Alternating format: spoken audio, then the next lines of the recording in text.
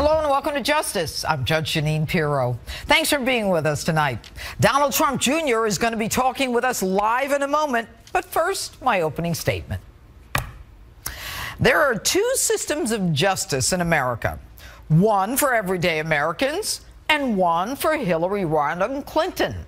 Follow me.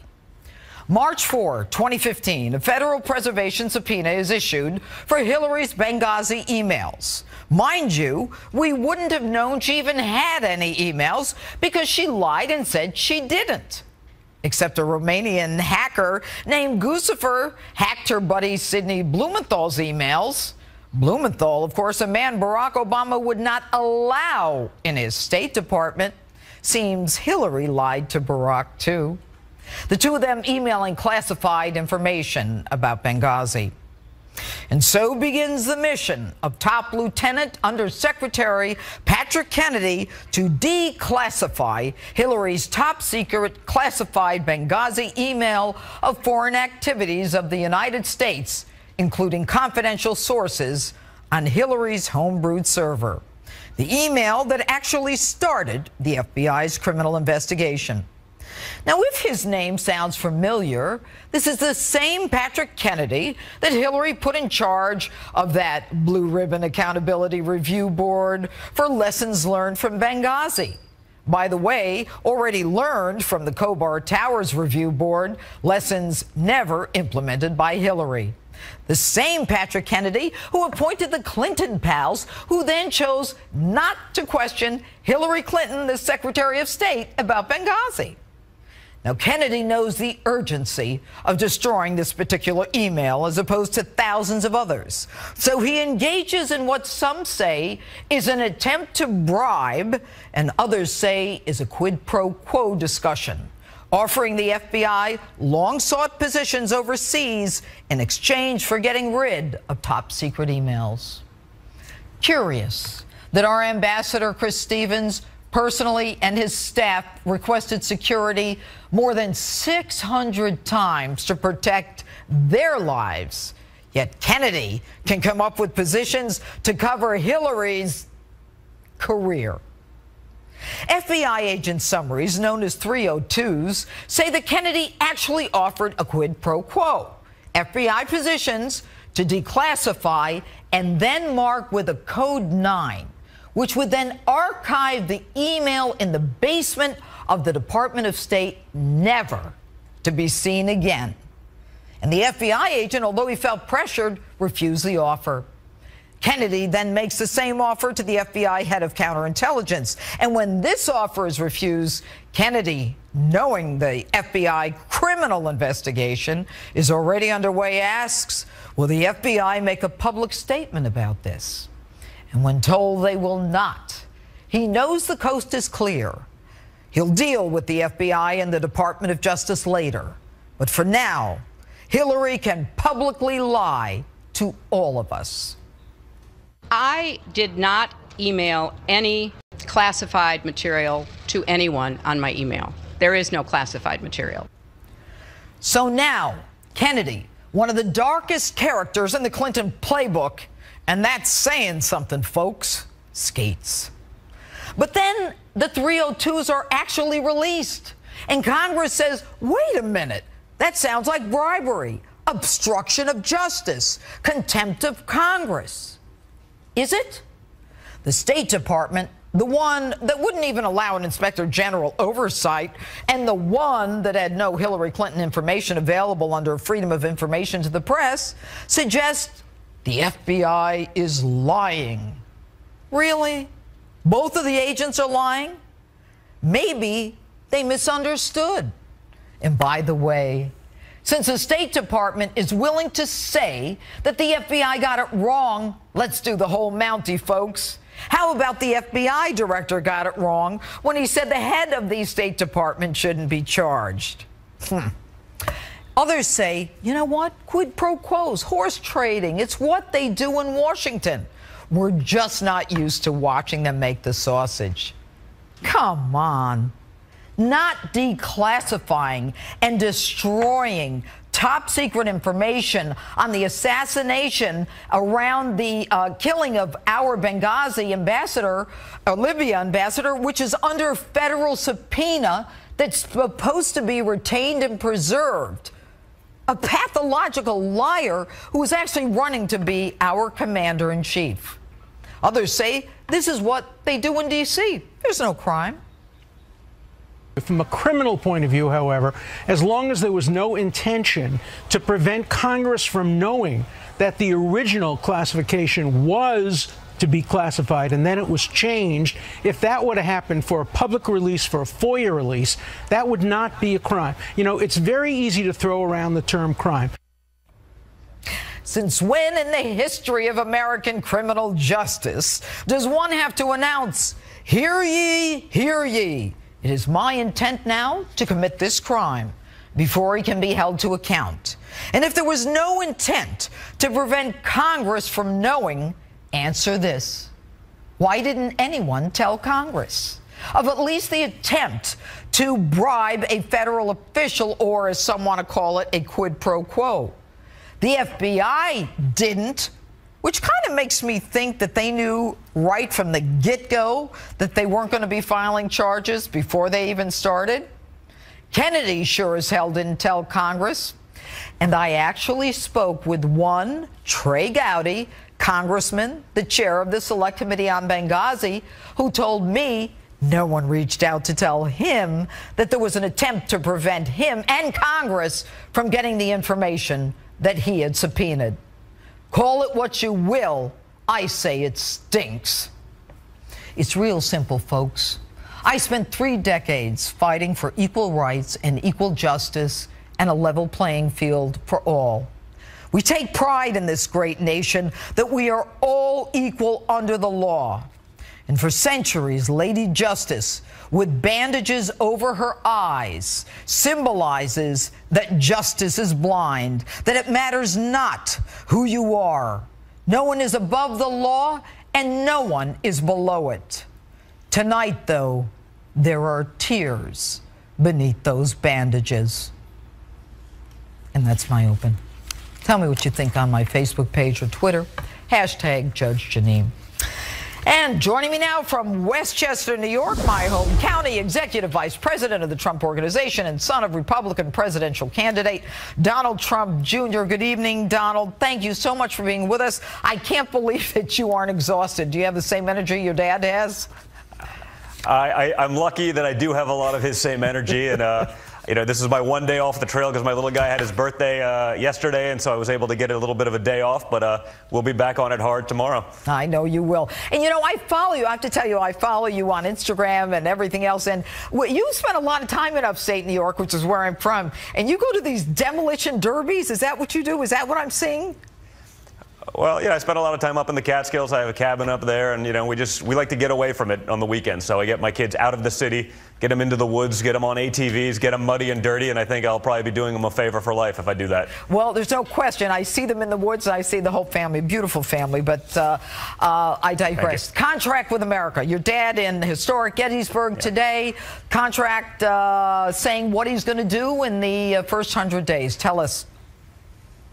Well, listen, I think it was an amazing idea. I mean, I think it's something very different. I think if there's one thing that this election has shown us is that people are sick of the same old in D.C. They're sick of the promises that no one ever delivers. They're sick of the blatant lies, frankly, that we're reading about certainly a lot more these days.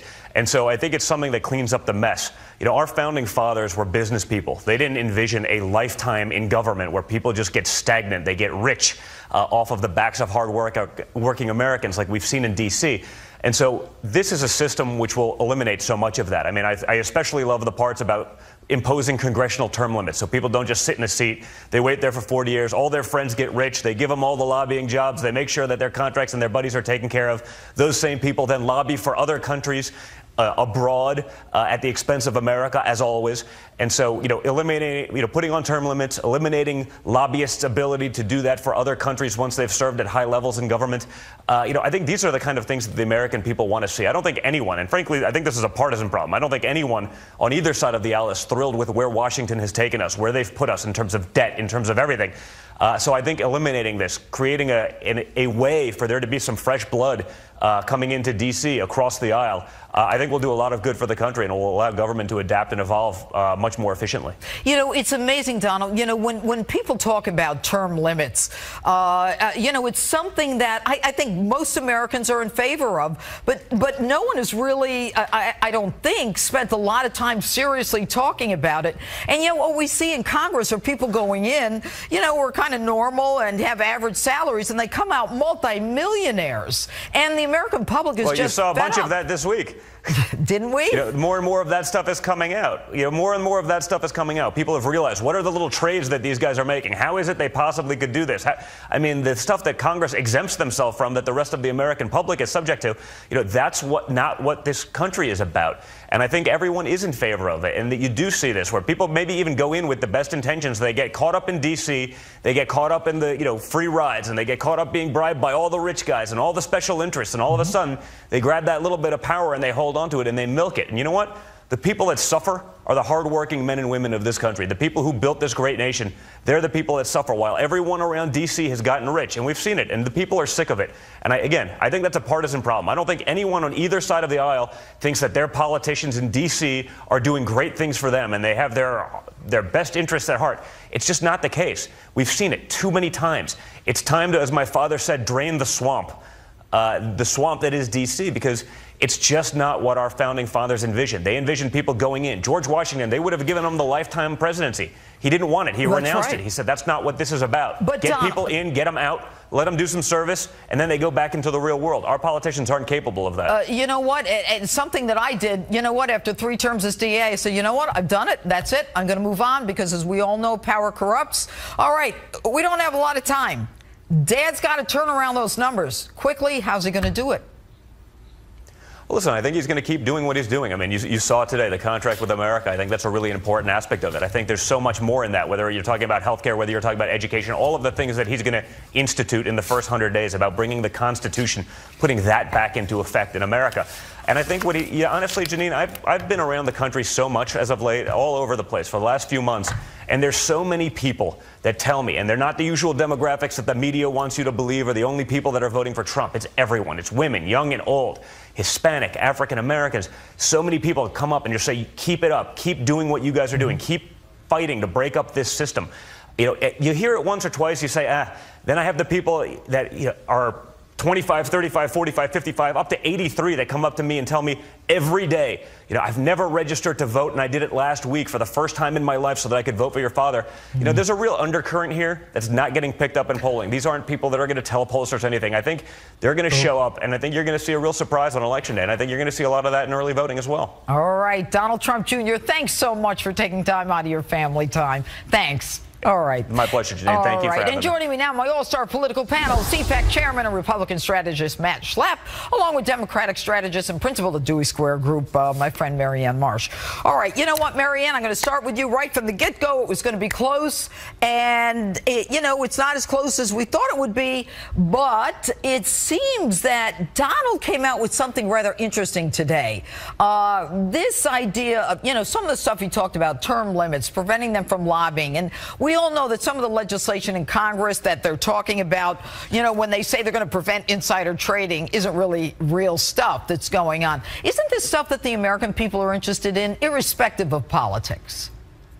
Well, sure, Judge, but the problem is that Donald Trump once again today stepped on his own message by saying things by unforced errors, by talking about the fact that the first two things he would do is he would sue his accusers and sue the media. And that's all you're hearing about tonight. So repeatedly throughout this campaign, Donald Trump, whether it was in the debates or elsewhere, says things that are unnecessary and, frankly, unpresidential, and it steps all over any good message he might have had. And Marianne, I wonder about whether or not that's true, and I'm going to ask Matt about that, but it seems that Donald Trump can say a million things, and the only thing gets picked up is the women. But, Matt, I'll let you answer that. Yeah, absolutely. I mean, look, these reforms are dramatically important. What he's talking about is changing Washington. We've said this so many times together, Judge, which is people want to get the economy going. They want to defeat these terrorists, and they want to upend and change Washington.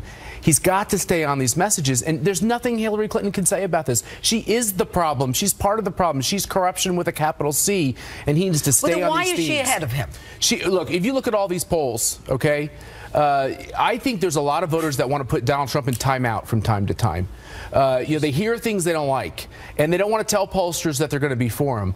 But I do think this race is naturally going to get very tight at the end. All the demographers I respect say that, but he's got to put together a good 17, 18 days here. Okay, and you know, Marianne, I want to ask you about something that I recently found out about, and that is a poll called the IBD, the Investors Business Daily, which is some kind of intelligence tracking poll that apparently, you know, has been pretty accurate. Have you heard of it, Marianne?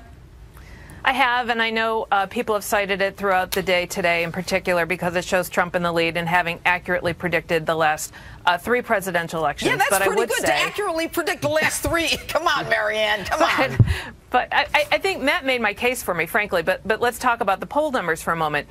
Over the last 3 debates, this went from a very close race to Hillary Clinton picking up 7 points. And there's a reason. Because in the debates, when you had 50, 60, 70, 80 million people watching, they rendered their judgment. And Hillary Clinton did a very good job in those debates. And Donald Trump had his moments, but then he hurt himself repeatedly in each of those debates. I wonder so I think if one it's last so point. much. I think. Go ahead.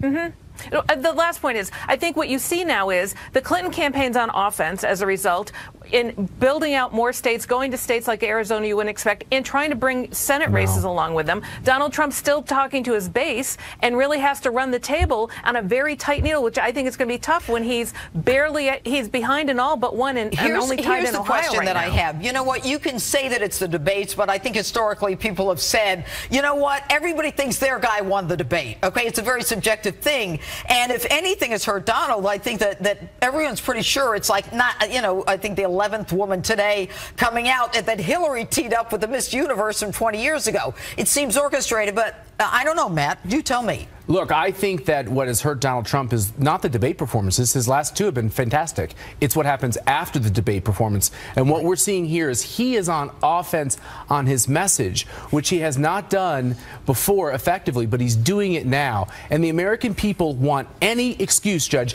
any excuse to not vote for this woman. They do not like Hillary Clinton. All the polls show it. He's just got to be a responsible alternative, and I think he's going to show that over the course of the next 2 weeks. Now, but Matt, to your point, Matt, yes. If it's after the debate, then after the 3rd debate, Donald Trump spent 3 days talking about the fact he won't accept the results of the election, but Marianne, that dominated everything. Talk about let me go there. Go. Well, he did. First of all, that's a fact. The problem with the Hillary Clinton campaign is the following. In almost all these polls we talk about, she's at about the mid-40s. She can't even come close to Barack Obama's numbers. She has definite problems as a candidate. It's the truth. So many of us would say after the October, we've never seen an October like this in the history of presidential politics, and she is having trouble putting this away. And I think that means the voters, in the end, they still are looking at Donald Trump, and I think they really want to vote for him. And you know what I wonder, Marianne? Yeah. I mean, why is it that Al Gore cannot accept the results of a presidential race, but Donald Trump, when he says it and is honest, which is why a lot of Americans love him, you know, he's like, oh my God, he's going to start a revolution. You're kidding, aren't you? So, Judge, honestly, no. I mean, that was, I think that was really unfair, the Trump campaign, to do that, because in Florida, where they had cast millions of votes, there was a discrepancy of 537 votes. That's an automatic recount. That's a recount. That's not rejecting the outcome. That's a recount. And anyone who does campaigns knows it. Anyone knows it. A recount. Thanks for being with us tonight. Thanks, Judge. All right. And GOPAC Chairman David Avella is standing by. And next, Hillary Clinton meets with Black Lives Matter activists as another member of the group kneels down while singing our national anthem at a basketball game. Has all of this gotten out of control? Kevin Jackson and I talk about it next and later. Do you think more dead people vote Republican or Democrat? Yes. Yes! You sound like Hillary Clinton. Ouch! You always get the truth from a Las Vegas taxi driver. Tonight, I hit the strip in Sin City to find out who voters are willing to gamble on come November. Roll that dice as justice rolls on. After the national anthem singer at Friday's Miami Heat game kneels in protest, revealing a shirt with the phrase, Black Lives Matter. Here with Reaction Radio Show host and author of The Big Black Lie, Kevin Jackson. He's also a Fox News contributor. All right, good evening, Kevin. Now, Clinton meets with these. Actually, I'm going to start with this young woman at the basketball game. What is going on? How disrespectful is that? How pervasive is it? Is there an excuse for it? No excuse for it. I think it's actually going to end up helping Donald Trump. I think a lot of Americans are sick of this nonsense. There's not a black person in America that calls himself an African American and wants to live in Africa. And look, this country has given blacks an amazing opportunity, and we see these examples every single day. And we have Colin Kaepernick having started this little revolution. It's killing the NFL. Look at their ratings. I think this is going to help bring America back together with people looking at this nonsense and saying this is not the country we built. Okay, very quickly, when you say it's killing the NFL ratings, does the NFL, should they not put these guys in games if they can't stand up with their hand across their heart? They should fire them. Quite frankly, they should let every one of them go. But look, you're in an entertainment sport. Nobody wants to know your politics or care about it. If you want to make a statement like that, make it in your private life. Go do something to help black people in the community, but not, make it a cop issue. They don't do that, but they'll, yeah. Got it. All right. Now, Clinton meets with Black Lives Matter people in Cleveland, but she refused similar requests by police. What are your thoughts? Well, the only reason why, unless George Soros gave Black Lives Matter some money and she was trying to get a donation to the Clinton Foundation, there's no reason for her to meet with them. Look, these are her attack dogs. She's got to meet with them because these are the people that do her dirty work. If you remember with Bernie Sanders, these people were the ones running up, grabbing his mic and acting as if he didn't care about black people. Hillary Clinton, and we've learned from emails, but we knew this going in, that she wanted to pit Sanders against blacks, and the Democrat Party was saying Sanders can't attract the black vote. These are her attack dogs. These are the people she needs to act as if Trump wins, they're going to go and march and burn down cities. Keep in mind, she doesn't meet with the Tea Party. She doesn't meet with conservative groups. She meets with people who want to kill cops and condone the killing of cops, who burn down businesses in black communities where black people who are practicing the free market system are there, and she wants to meet with them. Okay, so she meets with them, this DeRay McKesson and Brittany Packnett, and she wants to discuss, according to this release, criminal justice reform, community engagement, and the diverse opinions of people of color. I mean, she's been around for 30 years. What has this woman done other than call, a lot of African-American youth super predators? She's done nothing. Her husband put a lot of blacks in prison for reasons that, quite frankly, they shouldn't have gone. Petty drug charges, things like this.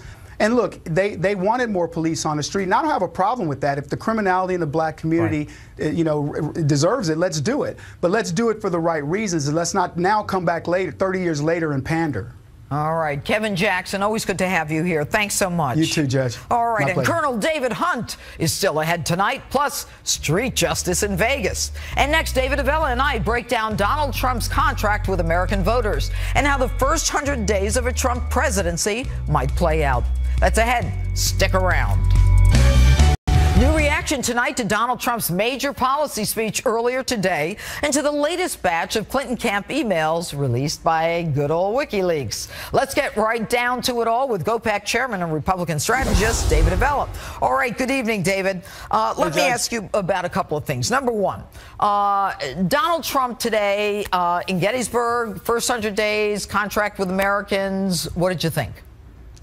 He needs a Republican Congress in order to pass that, because a Democrat Senate would be diametrically opposed to all those things that he talked about, which, if you look at his economic stuff, are proven things that have created jobs in the past. When government has policies in place that allow people to pursue their dreams and get ahead and save a little bit of the money that they actually make, our economy takes off. Okay, but you know what the shame of it is? Most Americans agree that we need term limits. We need to stop people in government from running from government to the lobbyists, or from running from government and lobbying for foreign countries. I mean, this is why we're in such a mess. But, I agree. We would need a Republican Congress and all that. But let's talk about the hypocrisy of Hillary Clinton for a minute. We just found out about this cybersecurity, internal video of her telling people in the State Department in 2010 that, all of you have to be careful because those hackers, they can get access to your emails, showing that she clearly knew that we were vulnerable, all of us, including herself, on her private email server, less secure than Gmail, to foreign as well as other people getting information. I mean, how can America not see the hypocrisy of this woman? get on your computer and search for "do as I say, not as I do," and you're going to see a picture of Hillary Clinton. It's why Americans don't trust her, Judge. It's why her unfavorable ratings are as high as Donald Trump's, and the two of them are two of the most unfavorable candidates that we've ever nominated. But the problem is that she's actually violated laws of our country, and she's actually violated look, she would get fired if if she were still in there and Barack Obama were actually enforcing the rules of the State Department, he'd have to fire her. Well, and what about, if you heard my open, Patrick Kennedy? I mean, the guy is looking to declassify something that there's a subpoena on, that there's a federal FBI criminal investigation on, and then Deep Six it destroyed in the dungeon of the State Department so that no human eyes ever see it again. And this guy is still working. I mean, this is why Americans are fed up. She's the establishment. Trump is not. If you're supporting Donald Trump, that's why you're doing it. Look, she has for 30 years been part of the system, and we are where we are as a result of politicians like Hillary Clinton. And so if you don't want that, Donald Trump is your choice in this election. But back to the Kennedy for a second. Judge, let's not forget some of the famous 1960 election results where, the Kennedys were very much part of making sure that the ballot boxes were filled in places like Cook County, Illinois, and in places in Texas to make sure the Kennedy-Johnson ticket won. Look, the Kennedys have no problem using laws or breaking laws to make sure it favors them. Scary stuff with not a lot of time before the election. David Avella, thanks so much for being with us tonight. Judge. All right. And Colonel David Hunt is next, plus street justice. Don't go away. Yeah, I think you're going to like it. A live picture from Philadelphia as Democratic presidential candidate Hillary Clinton and her running mate Tim Kaine just took the stage at a rally in the city of brotherly love. Meantime, the issue of foreign policy is looming very important in the race now. Just over 2 weeks until Election Day. And it's been almost a week since the offensive to drive ISIS out of Mosul in Iraq. And joining me now, Fox News military analyst and my friend, Colonel David Hunt. All right. Starting with Mosul. So last week, all of a sudden, there is this initiative. We're going into Mosul, and, this is it. And so I say to myself, what just happened? Why now? What have we been doing? Does the election have anything to do with this? Yeah, it has everything to do with it. I mean, the Iraqi military was just about disbanded, ran off the battlefield 2 years ago, left 50,000 pieces of equipment, and we've been training it for 2 years, we the Americans. And they were not quite ready, but the president made a decision, and all wars are political, so it's timing. I think it's bad timing because the Iraqi military is not quite ready, and we've got 6,000 Americans over there right now, 2,000 of which are in direct line of combat. So it's a political decision. And we lost one yesterday? Yeah, last week, Thursday. Okay. One soldier. All right. And, when you say they weren't quite, 2 years ago, they were dropping their weapons and their pants and everything when ISIS came through. And I just remember reading not that long ago that all the money we had spent training them, there were like 3 people trained. And now we spent $17 billion training billion training that military. It wasn't bad. Maliki, the prime minister, fired all of his officers, all the Sunni officers, and replaced them with Shia. And that was the main reason they ran off the battlefield. All I'm just saying is it takes a lot longer than 2 years to build that kind of an army back up to take a city like Mosul. All right. Now, assume that they take Mosul. All right. Then what happens in Iraq? Is it the same thing as when we left before? I mean, ISIS is still going to be operating in neighboring Syria, correct? Yeah, but Iraq's almost a failed state. And then Iran's right in the middle of it. So what does that mean? It means it doesn't work very well. I mean, Iran has got all the taxis, all the telephones, all the business. They're connected religiously. So, but Iraq itself does not run very well at all. The problem with ISIS is, yes, we'll take Mosul, probably take 2 weeks to a month, but they're going up into Syria. The problem going after them in Syria is going to be the Russians. But until you get into Raqqa and Aleppo, ISIS is not going to be stopped. This taking Mosul stops the caliphate, Okay. It doesn't stop ISIS. It stops the caliphate, but not ISIS, and then we can't follow ISIS into Syria because of Russia. True. Okay. Now, Iran has always wanted Iraq. I mean, they've always lusted for that country, correct?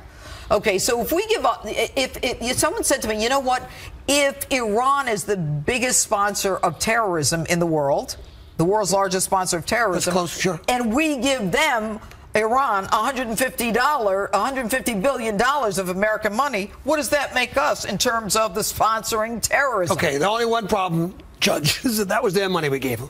Yeah, you believe that? What about the money we sent on the plane with no markings on it that they said they couldn't wire? Why are you laughing? Iran is a terrorist state. There's no question about that.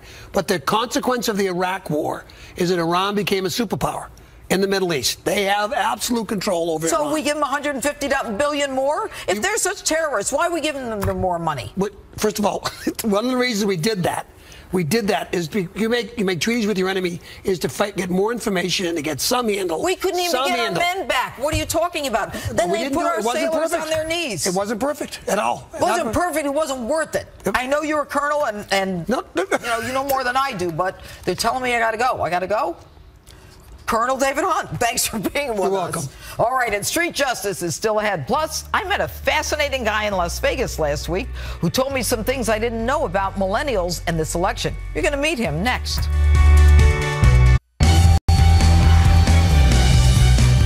Millennials are a key factor in this presidential election.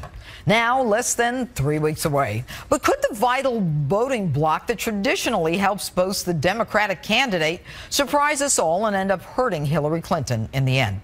Let's ask my next guest, founder of Turning Point USA and author of Time for a Turning Point, Charlie Kirk. All right, Charlie, I understand that you run a national student activist organization. What is this organization? Yeah, it's called Turning Point USA. I founded it 4 years ago on June 5th of 2012, and we organize college and high school students around the values of free markets and limited government. And it gives me a really interesting insight into what young people are thinking and feeling, especially in this most consequential presidential election. And you have a lot of people in this organization. That's right. I mean, we host leadership conferences all across the country. You know, we have almost tens of thousands of members that are active on the ground on colleges, and we're fighting for freedom. We're fighting for smaller government, free markets, and a return to the Constitution, and really fighting back up against the politically correct agenda that's being pushed on our college campuses. All right, millennials, people under 30, I assume, essentially, correct? That's right. Okay. Millennials now big in this race. Now, let's compare Trump and Hillary. Yep. Let's start with Hillary. So what's really interesting about this election is the Democrats traditionally count on single women, minorities, and young people to build coalitions outside of just to really bring back Republicans. So in 2012, Barack Obama was able to excite the youth vote to incredible numbers. So he essentially had 66% of the college vote. Hillary Clinton is struggling even to break 48%.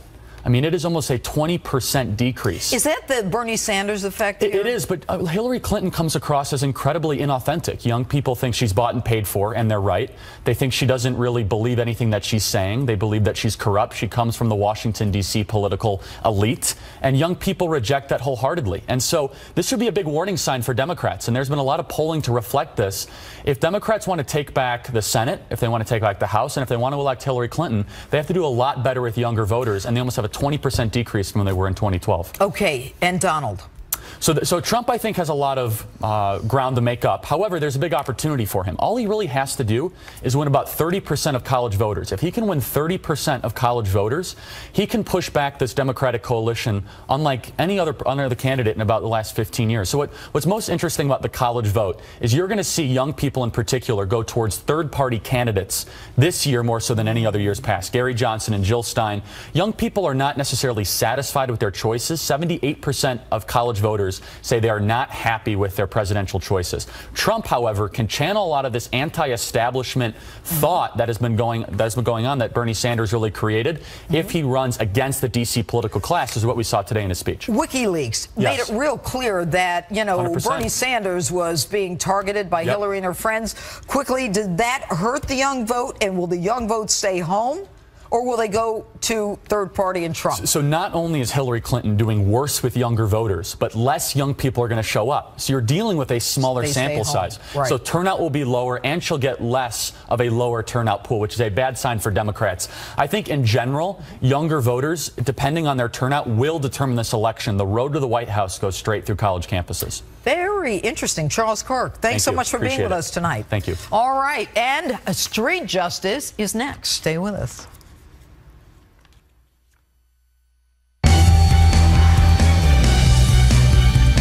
You've been waiting all night for your dose of street justice, and it's finally time. This week, I hit Sin City to ask the gamblers who they'd put their money on for Election Day. Take a look. Who has the better poker face of these two candidates? The better poker face? Hillary. Who has a better poker face? Trump does. If you were to double down on this election, who would you double down on? Goodness. Unfortunately, I wouldn't vote for her, but I think Hillary's actually going to win. Okay, who would you gamble on? I'm voting on Trump. Why? Because I love him. I think he's a good businessman. I think that our country needs somebody that will take hold of the economy, balance a budget. We're at a convention with about 12,000 women that we all sing and compete from all over the world. Really? Yes, and then we celebrate afterwards. Oh, good. Don't celebrate before. It's not good for your voice. I saw the champagne. They're bringing up champagne. That sounds good. Yeah, room 222. Be there. If you were to gamble on this election, who would you gamble on? Hillary, for sure. Hillary. Yeah. Is it a woman thing? No, it's not voting for an idiot thing. Yeah, what's she done for you? What has she done for me? Yeah, give me an idea. Therein lies the problem. Oh, okay. Is there anything that you think Donald could do to get your vote? Yeah, stop degrading women. And what about the fact that Bill Clinton had to pay women money because of what he did to them? Well, Bill Clinton not running for president. But what about the fact that the women say that Hillary Clinton came after them? I would probably go after them too. My son was in the Marines. Things are, if you have a military person in your family, you definitely don't have confidence in Hillary. Absolutely. And there you have it from a gambling woman. Too much history with the Clintons. What kind of history? Yeah, well, yeah. Jobs are what we need. Trump is the one that's going to give us the jobs. Okay, Hillary. why Hillary? Because Trump has no clue. Here I am with a cabbie from Las Vegas. Would you stop pulling away from me? Come over here. I believe Trump's the guy. All I right. like everything he says. All right. So why do you think Hillary's ahead? Because of the media. I'm voting for both of them. Oh, you're going to vote early and often? Come on, be straight. You're a straight shooter. You're a taxi driver. Both of them. And there you have it from Las Vegas. Deluxe Cat, we aim to please.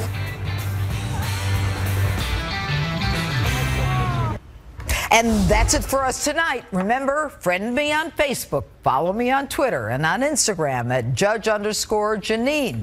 And if you really want to be nice, buy my book, You Kill Them All. Thanks so much for watching.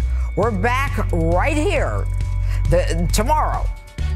The Greg Gutfeld Show is next.